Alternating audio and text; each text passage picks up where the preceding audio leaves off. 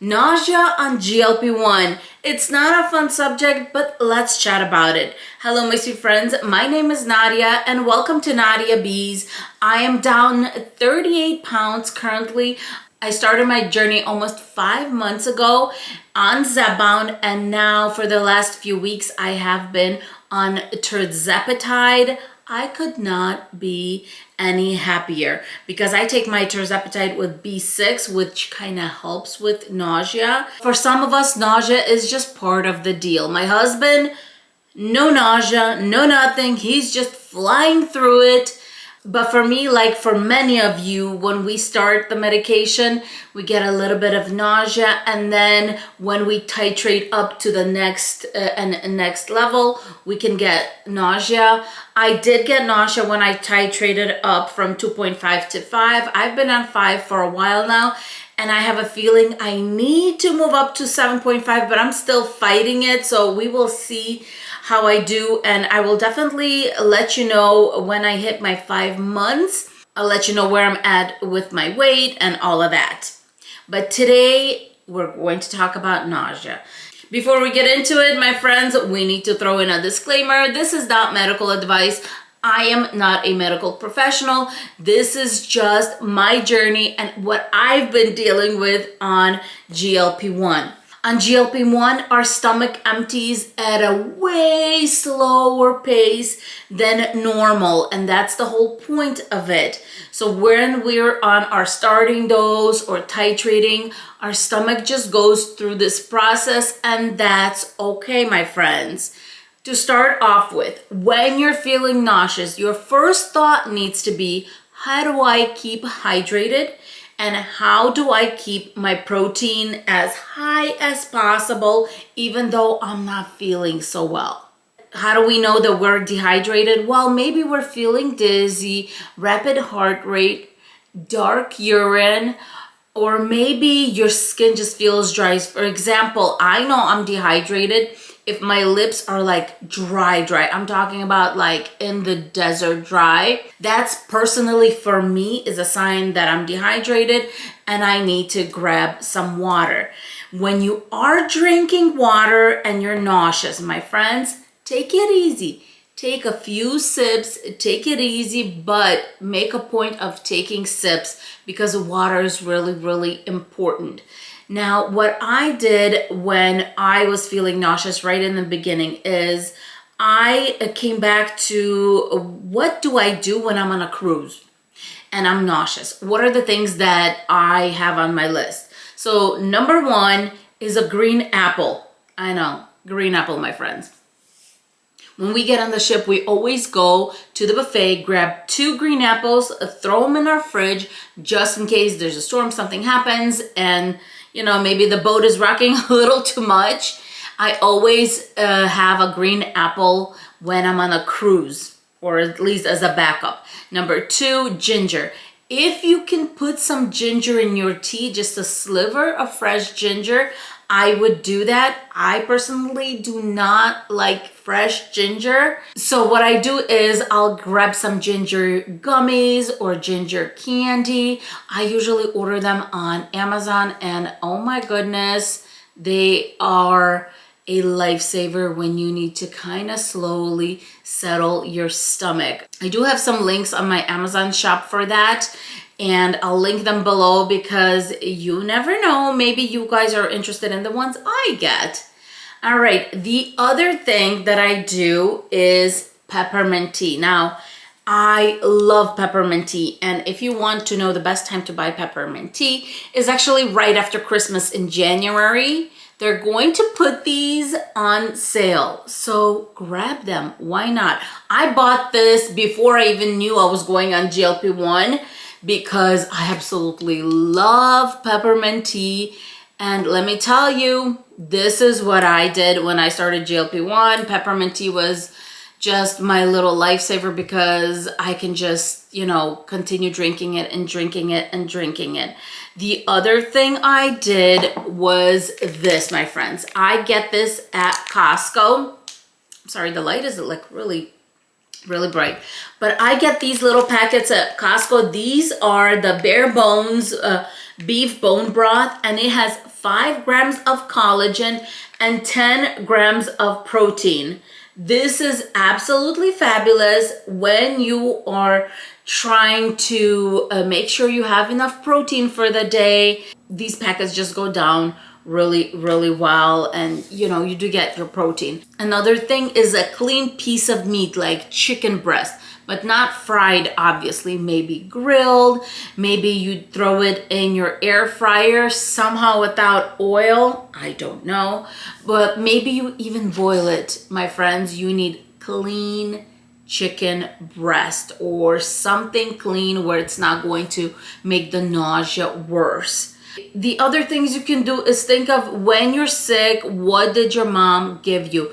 Was it some rice? Was it a piece of toast, some crackers, maybe oatmeal, something, but a little bit, not a lot, just a little bit to go in your stomach and make you feel a little better. But if you're in GLP-1, I'm telling you, bone broth, this little thing, just keep it on stock in your pantry because this really helped me out a lot. If you want to do something like a protein shake, that's okay because you're trying to get that protein, but protein shakes can be a little bit nauseating if you're just really not feeling good. So my little trick, if I want to drink a protein shake when I'm nauseous, is I'll throw it in the fridge. Actually, I have a few in the fridge at all times because that way it's nice and cold, and it's just, you're taking little sips and you'll be fine. If you want to take something like this, I would be careful. Now this is fabulous because it has 30 grams of protein. I get this one at Costco. But the thing is, drinks like this could be really sweet, which can actually bring on the nausea. Another tip that I did was sleep in a recliner, my friends. That first week, it's all right. Just sleep in that recliner because I felt so nauseous. I felt like if I was going to lay down, it wasn't going to end well. So I slept in the recliner the first week and the first few days, I guess, and it was fine.